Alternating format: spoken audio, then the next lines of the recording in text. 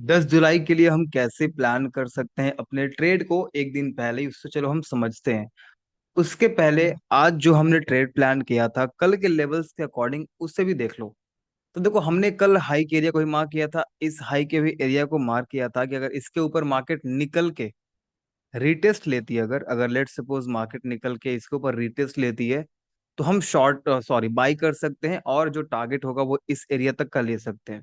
और एक्सपेक्टेड थी कि मार्केट गैप अप खुल जाए या उसके ऊपर रैली शुरुआत हो जाए और देन प्रॉफिट बुकिंग हो गई। बट मार्केट ने क्या किया? मार्केट वैसे परफॉर्म नहीं करती है, मार्केट जस्ट गैप डाउन यानी कि फ्लैट ओपनिंग मार्केट देती है। फ्लैट ओपनिंग मार्केट देके अपने प्रीवियस डे के हाई पे, जो मार्केट ने 2 दिन के हाईस को ब्रेक किया था, मार्केट वही सपोर्ट लेती है, यहां से बाइंग अपॉर्चुनिटी मिल जाती है। बट मैं बाइंग के फेवर में यहां नहीं था, क्योंकि मार्केट खुलते के साथ रेड कैंडल फॉर्म हो गई थी, बहुत बड़ी वाली। ठीक है, हालांकि ये इम्पल्स और करेक्शंस मूव थे, बट ये कैंडल बहुत बड़ी रेड कैंडल थी। अब इसके सामने जब बड़ी कैंडल ग्रीन बनती है, तब तक मार्केट रेजिस्टेंस एरिया पे आ जाती है, और रेजिस्टेंस पे कभी भी आपको बाई नहीं करना चाहिए, अदरवाइज आप सिंपल ट्रैप हो जाओगे। तो हमने क्या किया, हमने रेजिस्टेंस एरिया को मार्क किया हुआ था, मार्केट ने पहली बार ट्रैप किया। फर्स्ट टाइम पे कोई सेलिंग नहीं की, क्यों? प्रीवियस लो का ब्रेकआउट नहीं हुआ था।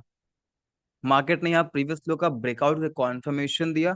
अगेन मार्केट ऊपर गई, इम्पल्स के बाद करेक्शंस लिया, मार्केट ने एक रेड कैंडल दी। अगर आप प्राइस एक्शन को ध्यान से देखोगे, तो ये रेड कैंडल कैसी बनती है? ये रेड कैंडल ऊपर खुलती है। ये जो रेड कैंडल है वो कहाँ खुलती है? ऊपर खुलती है। जब भी भाव ऊपर खुल के, प्रीवियस कैंडल के भी ऊपर भाव खुलती है और नीचे क्लोज हो जाती है, तो एक बहुत अच्छी कॉन्फर्मेशन है बेरिश जाने के लिए रेजिस्टेंस एरिया से। फिर मार्केट ने विद इन 3 to 4 कैंडल्स के अंदर डीसीसी दिया, और अपने इस वाले भाव को भी मार्केट ने ब्रेक कर दिया। जैसे ही मार्केट ने ब्रेक किया, मैंने वही शॉर्ट कर दिया था और वेट किया। मार्केट में कुछ अनसर्टेन मूव्स आए थे बहुत बड़े वाले, और ये बहुत बड़ी मूव नहीं है, 40 पॉइंट्स की कैंडल है। जबकि इंडिया विक्स जो है वो 11 या 12 के आसपास चल रही है, तो मूवमेंट जो है ना बहुत छोटी छोटी मिलती है। इतनी बड़ी मूवमेंट जस्ट 40 पॉइंट्स की बनती है, और वैसे आप नॉर्मल देखोगे तो नॉर्मल 30-40 पॉइंट्स के कैंडल ऐसे बन जाते हैं। तो ये 40 पॉइंट्स की मूवमेंट में, जो अगर मैं ऑप्शन सेलर का आज जो मैंने as a option seller short किया था, रीजन क्या था कि इंडिया विक्स जब भी बहुत कम आ जाए मार्केट रेंज बाउंड हो जाती है। ठीक है, और बाइंग के प्रीमियम जो है ना वो बहुत ज्यादा मूव नहीं होते, तो ऑप्शन सेलिंग करनी पड़ती है थीटा डीके से बचने के लिए। तो मैंने ऑप्शन सेल किया था, और यहाँ पर जस्ट 10-12 रुपए ही प्रीमियम पे मुझे मिले, और देन मैंने एग्जिट कर दिया। और अपने लेवल्स के अकॉर्डिंग जब अचानक बहुत बड़ी कैंडल मिलके आपके टारगेट एरिया को हिट करती है, तो एग्जिट कर देना चाहिए। 1:2 का मुझे यहाँ पर टारगेट मिला था। एंड लेटर ऑन मार्केट ने एक सर्टेन फॉल दिया, बहुत बड़ी फॉल दी। ये जो स्पाइक्स बनी थी ग्रीन ग्रीन कैंडल्स कंटिन्यू, उसकी जस्ट ये प्रॉफिट बुकिंग पॉइंट है ये। ठीक है, फिर 201 ईएमए से मार्केट यहां से रिवर्स भी कर जाती है 15 मिनट के टाइम फ्रेम पे। तो ओवरऑल जो डेटा है वो अब तक भी न्यूट्रल है, ना तो मार्केट हाई के ऊपर जा रही है, ना ही मार्केट हाई के नीचे आ रही है। ध्यान से देखोगे तो इनसाइड कैंडल्स हैं।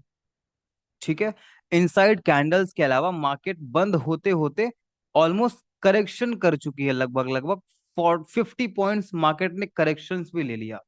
जितनी मार्केट गिरी, उतनी ज्यादा मार्केट ने रिकवरी भी ले ली है। तो ये मूव थे कुछ रिकवरी वाले, यहाँ भाव खुली ऊपर गई, भाव नीचे आई, और यहाँ से मार्केट ने लगभग लगभग रिकवरी लिया 44 पॉइंट्स के लिए। तो बिल्कुल न्यूट्रल कैंडल है। अभी हम कल के लिए कैसे प्लान कर सकते हैं उसको चलो समझते हैं। तो 15 मिनट के टाइम फ्रेम में आप ध्यान से देखो तो डेटा आपको एक यहाँ पर ट्रेल लाइन शो हो रही है। ठीक है, यहाँ पर आपको ट्रेल लाइन दिख रही है, यहाँ पर आप जा सकते हो, यहाँ भी ट्रेल लाइन के लिए जा सकते हो। ईएमए पॉइंट है ये। शॉर्ट पे भी जाओगे तो यहाँ बहुत सारे हडल्स हैं, तो हम इसको क्या करते हैं, ट्रेल लाइन को हटा के 5 मिनट पे आते हैं, और कल एक्सपायरी है तो कल मूवमेंट मिल सकती है। तो ये जो 7 और 8 का लो एरिया है हमारा, वो एक लो एरिया हो गई, और ये हाई एरिया हमारा बिल्कुल फिक्स होने वाला है। ठीक है, इसी के आसपास क्लोजिंग हुई है, इस एरिया को भी एज इट इज रहने देंगे, और हाई को जस्ट शिफ्ट कर देंगे ऊपर। तो इस 4 जोन के अंदर हम पूरे दिन के मार्केट को ट्रेड प्लान करने वाले हैं, और हो सकता है थर्सडे है तो प्रॉफिट बुकिंग हो जाए। अगर इस लेवल की ब्रेकआउट होती है, अब मार्केट बिल्कुल न्यूट्रल खुली हुई है, तो हो सकता है मार्केट ऊपर क्लोज कर जाए, हो सकता है मार्केट नीचे क्लोज कर जाए, डिपेंड करता है। इनसाइड कैंडल्स में कुछ भी पॉसिबल है, डायरेक्शनल ब्रेकआउट आती है। अगर इस लेवल की ब्रेकआउट होती है तो आप इस लेवल तक का ट्रेड इजिली प्लान कर सकते हो। जीरो हीरो भी हम कल कर पाएंगे अगर मार्केट ने बहुत अच्छी रैली दी, या अगर कहीं बॉटम से ट्रैपिंग मिलती है और अगर एक अच्छी सेटअप बनती है, अच्छी कैंडल्स आइडेंटिफाई होती है, तो अगेन हम बाइंग के लिए जा सकते हैं। और ये जो लेवल्स होने वाले हैं ये कल के ट्रेडिंग में बहुत हेल्पफुल होंगे, तो आप इन लेवल्स को ध्यान से देख लीजिए।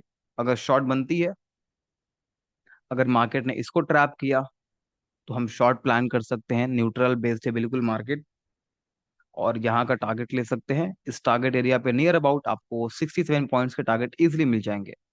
और अगर मार्केट ने गैप अप खुल के यहाँ सपोर्ट लिया तो हम ऊपर का टारगेट लेंगे।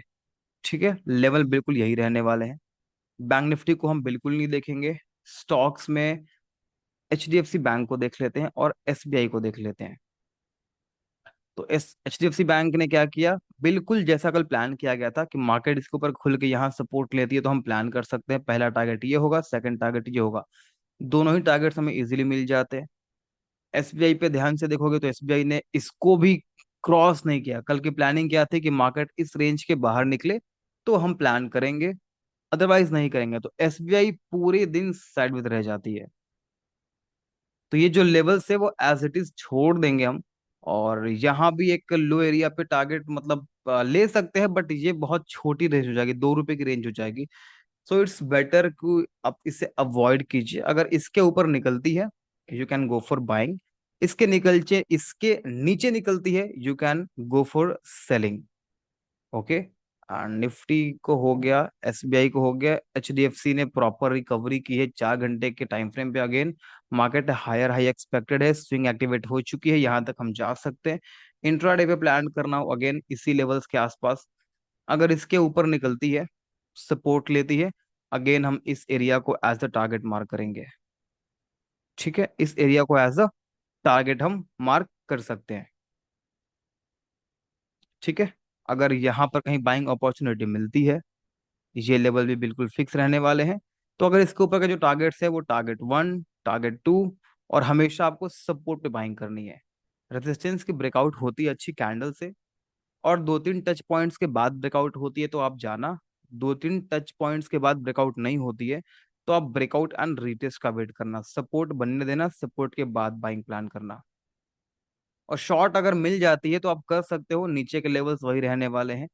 मार्केट गैप डाउन खुलती है, फिर इम्पल्स के बाद करेक्शंस लेती है, यहाँ कहीं शॉर्ट प्लान करोगे तो यहाँ तक का टारगेट मिल जाएगा।